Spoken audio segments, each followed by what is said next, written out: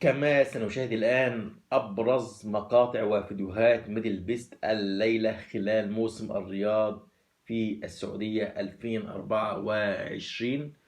فضلا منكم ولمتابعة حلقات موسم الرياض أو ميدل بيست على مدار الفترة المقبلة. لا تنسوا الاشتراك في القناة وتفعيل زر الجرس لمتابعة كل ما هو جديد. وانطلق موسم الرياض ومن ضمنه فقرات ميدل بيست، حيث انطلق بالعديد من المسرحيات والأغاني المتنوعة من مطربين ومطربات الوطن العربي. وكان حفلة أمس المطربة إليسا مع العديد من النجوم والفنانين العرب.